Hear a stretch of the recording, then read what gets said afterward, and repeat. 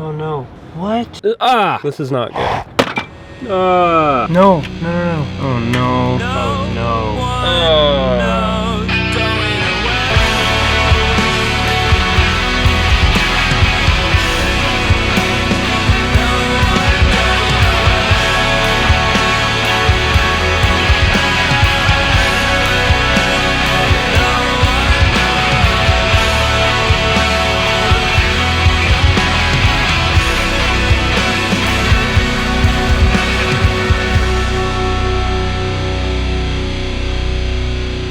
So I'm finally almost done learning how to rebuild my suspension.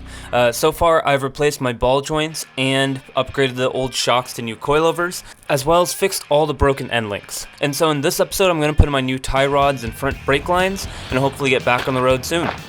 I did realize that I forgot all the sway bars, so I started putting them back on. But I was thinking last night, when I put that rear sway bar on, the end links were very stretched at an angle, and it took a lot of force to actually get it through. There was a lot of strain with the bar and the end links and the suspension. It didn't feel right, but I matched it up to the sway bar I took off, figure out which end link goes on the left and the right. And then I realized that if I swap the left and the right end links, they would fit in much better because of the angles they're at.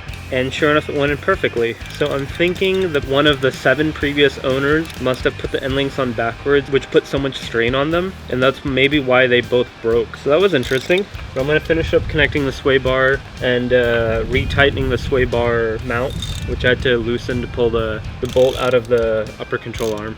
So I'm going to be replacing my front brake lines because they're too short.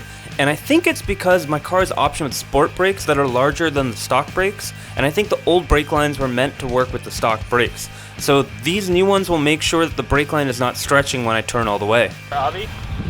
Yeah. Thank you. That's me. Alright, Thank I got you. so We'll much. see you. Take care, all.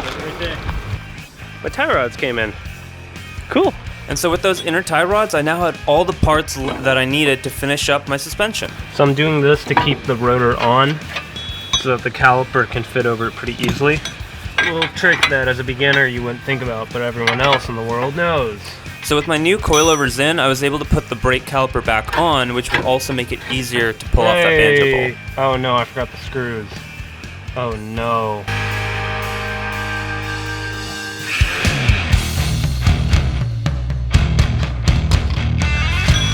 Easy. I don't think I've ever used this tiny little baby socket. For reference, here's my torque bar.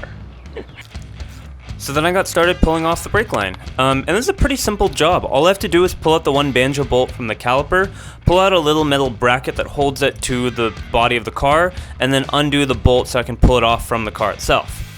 But of course, something always gets in my way. Alright, so I've been trying to get the brake line off, and I forgot that the actual, you don't just use a normal 10mm wrench to undo the brake line. You use what's called like a flare wrench, so it grabs around. So I've been struggling and I haven't been able to get the brake line off. So I think what I'm going to do is I'm going to disconnect the brake line on the other side as well, at least the banjo bolt, so it can start draining fluid, and then I'm going to install the tie rods and then go and buy the correct wrench and then get back to the brake lines. I'm glad that I at least learnt that from the previous owner when he taught me how to install the brakes. I can't imagine how confused and lost I might have been if I really didn't know why the bolt was rounding off like that, even though I was using the correct size wrench. So in the meantime, I got started by screwing in the inner tie rod, which is supposed to be a pretty easy job. But of course, I ran into another roadblock. So reach out to us at info@949racing. Hi, this is Abby. I just received my shipment of the inner tie rod, and it came with a washer with 2 tabs on it that I'm confused on how to use. I noticed that the 2 tabs line up with the cutouts on the steering rack rod, but it blocks the washer that was there previously with the 4 tabs that bend around and hold the tie rod. So I'm not sure how it's supposed to be used or if it's meant as a replacement. So I'm underneath my car right now and I'm very confused, so I was just curious if I can get some help. Thank you so much. I'm so confused. It comes with the second washer, but that blocks the 4-pointed washer that bends over the tie rod. I don't understand how I'm supposed to use this or if I'm supposed to use one or the other. So I was pretty confused about which washers to use or if they're actually meant to work together. But since the tabbed one was only on the left side, I decided to not use that and just use the ones that came with the tie rods that I was installing. And then the rest of that tie rod install went pretty smoothly. Easy.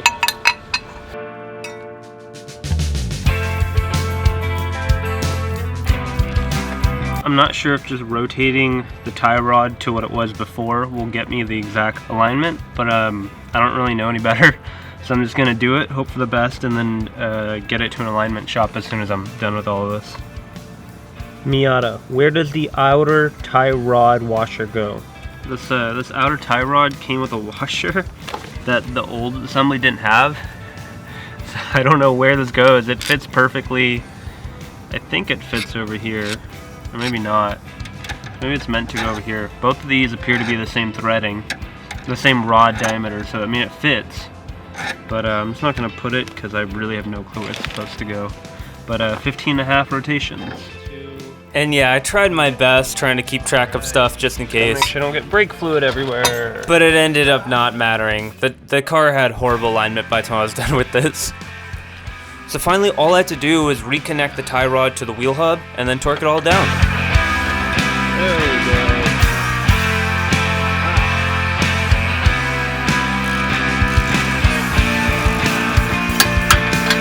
And I had a little panic moment while I was tightening this jam nut to lock down the tie rod. Why did it turn? Why did it turn? I don't know why it turned. Okay, everything's freaking. The inner tie rod rotated a little when it started tightening up, and I was concerned that maybe I had started unscrewing it, and then later on I learned that's normal because of course it's a ball and socket joint, so that was just rotating. But that was the moment where my inexperience with tie rods really showed. And then finally I moved to the right of the car and finished up the assembly on that side.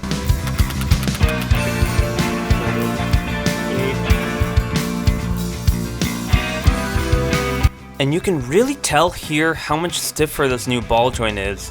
I wasn't actually sure if the other ones were really that bad, but the difference was pretty night and day.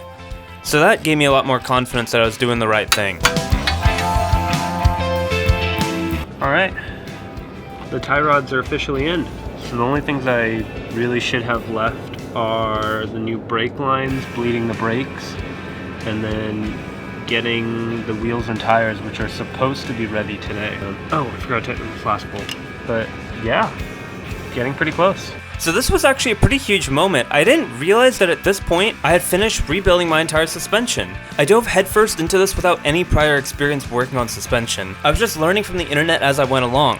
And the scariest part about this is if I ever got stuck, I don't know what I would have done. I mean, the car would have had its suspension literally in pieces. So I wouldn't even be able to take it anywhere to get help. So it was really nice to have everything back in one piece again and have the car finally be drivable. Alright, it's 8 a.m. the next morning, and it's also 40 degrees, but I'm just gonna pretend it's not.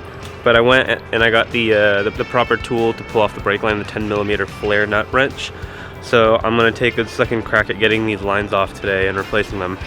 And then I also found out yesterday that my wheels are very delayed. They were supposed to be here yesterday, and now they won't be here until sometime later next week, which sucks because I wanted to finish all this at the same time. So I think I'm going to, if I get the brake lines on today, I'm just going to put the old wheels on and see if that works. The suspension might be a little lowered, so I need to see if it'll still fit properly. But yeah, the wheels won't be on for at least another week. So now that I had the correct tool to take off the brake lines, I got started on the right side, pulling out that line. That was so much easier with the right tools. And so you can see the difference between the brake lines. You can see that the orange one is just a little longer, and the wheel straightens up when it's almost at full lock, so it looks like that might be what makes the difference. And so it felt like it's going to be smooth sailing from here. I mean, I have the right tool, and I've installed brake lines before, so I know what to expect. And then this happened. I dropped my wrench in the puddle of brake fluid. This really never ends. Before I attach it, I'm going to turn the wheel all the way to make sure this line will be correct. Aha! It fits, full lock. Nice. Okay, so I cleaned the brake fluid off the wrench, installed the new line, and made sure that it fit. So all I had to do was torque down the banjo bolt and I'd be done. So what could go wrong now? Oh no. What? The bolt just broke in half. And I barely applied any pressure to it. What the hell? Of course this would happen to me. Nothing will ever go to plan. Look at that. I didn't do anything crazy either. From what I understood online, the torque spec is 25 foot-pounds. And I didn't even get close. I was just applying careful light pressure throughout. I really didn't even know what to do now. I mean, there's some things that I double check as I go, but this is not something I could have ever been prepared for. I mean, who expects a bolt to just shear in half? So I did some more research and tried using the second banjo bolt that came with the lines. Found a different site that said use more like 17 to 18 foot-pounds, so I'm gonna try that. That's it, like, aha, okay. Okay, it's in. That's so weird. And I don't have any crush washers either now.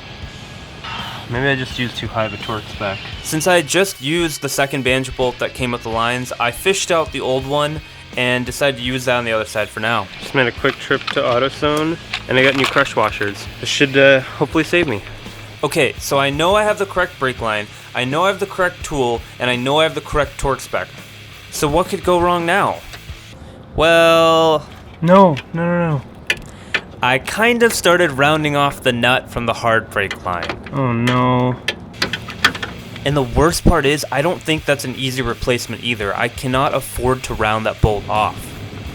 See, that hard brake line is essentially a small metal tube which has a nut on it and then the end flared out. So if I ever had to replace this nut, I basically need to either cut the brake line and re-flare it, which I don't think is an easy thing at all, and I don't even know if you can do that while it's in a car, or just get new hard brake lines. None of this is an option for me. I don't have any of the resources to be able to do this right now. I was kinda in a small state of panic. I really wasn't sure what to do, and if the bolt's rounding off, I only have a limited amount of tries with the wrench before it's gone. So finally, I had the idea to use my vice grips very carefully. And guess what? Ah! It worked! That was such a big moment of relief for me. My gosh.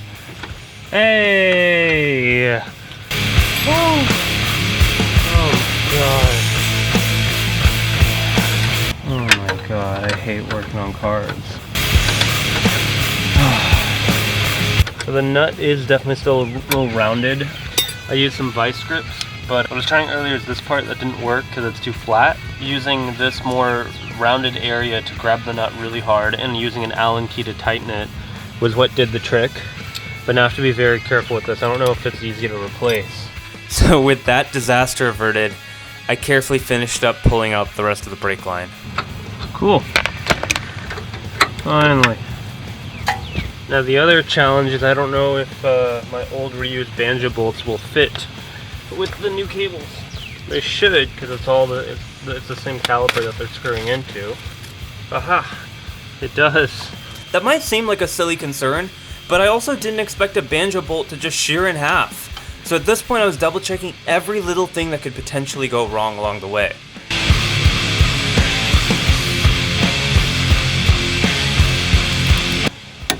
Aha, okay. Okay. What a moment of relief. After so many weird hurdles with just installing 2 brake lines, I was finally done. Right? No. It looked like my brake line was actually twisted, and sure enough, when I gave it a test by turning the wheels, it was rubbing against the control arm. And I don't think that's safe. This really is just never gonna end. Alright, so it turns out this is very bad. So I'm gonna have to remove it and then turn it around and reinstall it. So I disconnected the brake line from the caliper and thinking that I would just have to twist it the other way, but it didn't really fully line up and I was worried that I might actually have to remove the full line in some way. Oh, that might... But luckily I just need to make a small adjustment near the hard line and not fully disconnect it, and it went in nicely. There we go, that's the way to go. So now there's no weird twisting here. And with that, my front brake lines were finally installed. What a bumpy ride. Alright, so I ran into a bunch of hiccups with the front brake line hose. I sheared this banjo bolt, and then because of that I also was out of a crush washer. And then I started rounding the flare nut on the front left. Now that I've got all that taken care of, I am done with my whole weekend of rebuilding the suspension, changing out the front brake hose, and putting in new coilovers, all of which I had never done before, except the brakes. I'd done that before. But rebuilding the suspension and doing the coilovers, that was a hassle, but not as bad as I thought it was. It was kind of fun to learn and do that for the first time. So since the wheels won't be here anytime soon, I'm going to try to put on the old wheels. And if it does all seem fine, then I should be ready to take it on a test drive. I'll do a couple of, oh shit. I forgot to fill the brake fluid and bleed the brakes. This never ends. I'm glad I remembered that though. I might sound a bit discouraged, but it was a very productive day and I felt really good by the end of it. I really did not expect to finish up all the suspension work within a matter of a week. And I really didn't think too much about what I was going to be doing if I got stuck, which luckily never really was the case. So next episode, I'm going to finally get this car back on its wheels and get it driving and take the first test drive with all the new parts. So stay tuned for that, and thank you for watching.